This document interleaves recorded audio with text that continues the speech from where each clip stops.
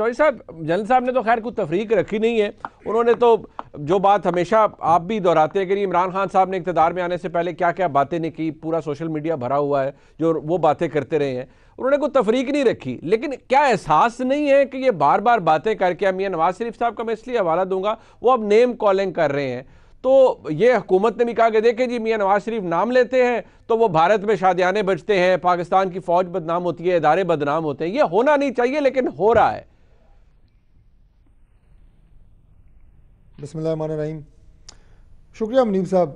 دیکھیں اس بات سے تو کوئی بھی اختلاف نہیں کر سکتا کہ موجودہ جو صورتحال ہے یہ کوئی خوشگوار صورتحال نہیں ہے.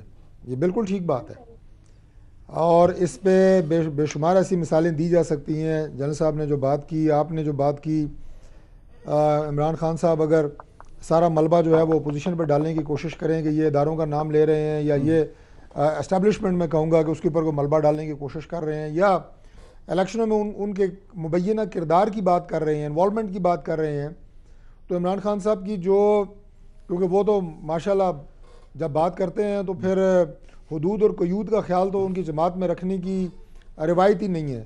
تو انہوں نے ایسے ڈائریکٹ الفاظ افواج اور فوج کے جرنیلوں کے بارے میں, ان کے مورال کے بارے میں کیے ہوئے ہیں کہ جو کوئی آپ والی بات ہے کہ وہ سوشل میڈیا بھرا پڑا ہوا ہے, اور وہ حقیقت ہے, ان میں کوئی ویڈیو بھی ایسی غلط نہیں ہے.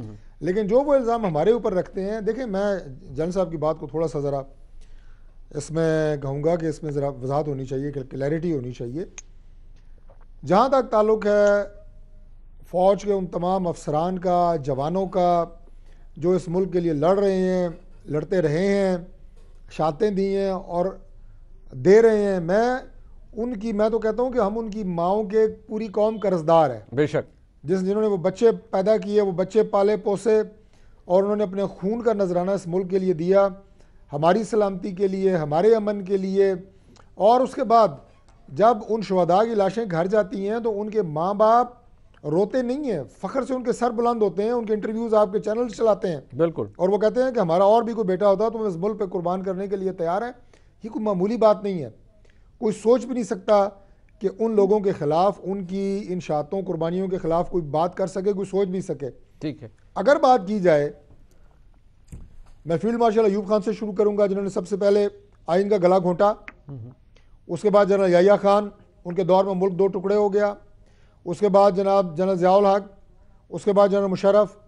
اب ان کی جو آمریت ہے, جو انہوں نے آئین کو پامال کیا, ان کو آپ ان شہداء کی قربانیوں سے نہ تو جسٹیفائی کر سکتے ہیں نہ کور اپ کر سکتے ہیں کہ جو فوج قربانیاں دے رہی ہے لہٰذا ان کے غیر آئینی اقدامات کو آپ صاحب جن لوگوں کا آپ نے نام لیا بھی کر دیا سر, قطع کلامی جن کا آپ نے نام لیا سر, آپ جن کا آپ نے چوہدری صاحب نام لیا, ٹھیک ہے, وہ انہوں نے جس نے مارشل لا لگایا, ڈکٹیٹر جو بنے, ٹھیک ہے, وہ بالکل آپ کہہ رہے ہیں کوئی جسٹیفیکیشن وہ ویسے بھی نہیں ہے قانونی آئینی طور پہ.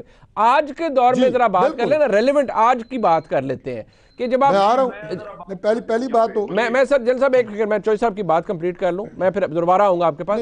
پہلی بات تو میں نے اس لیے تھوڑا سا وضاحت کی, تھوڑی کلیئرٹی میں نے اس لیے کی کہ وہ قربانیاں اپنی جگہ پہ ہیں, غیر آئینی اقدامات اپنی جگہ پہ ہیں.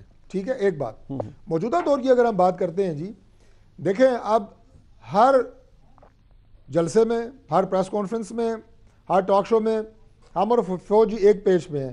مجھے یہ بتایا جائے کہ کیا کوئی ایسی حکومتیں بھی رہی ہیں, میں چھوڑ دیتا ہوں ماشاء اللہ کو, اس کے علاوہ بات کر لیتے ہیں, جہاں پہ جو وفاقی حکومت ہوتی ہے فوج اس کے خلاف ہوتی ہے, یا وفاقی حکومت ملک کو بنانے کی بات کر رہی ہو تو فوج اس کے راستے میں رکاوٹ ہو, فوج اس کو روک رہی ہو, اس کے ساتھ ایک پیج پہ نہ ہو.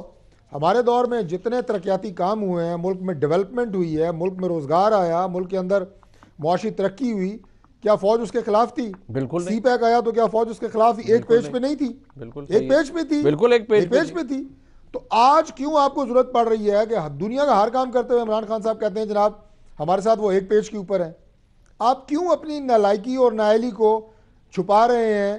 فوج ایک پیج پہ ہے, ہم کہتے ہیں آپ نالائق ہیں, آپ کہتے ہیں جی فوج ایک پیج پہ ہے.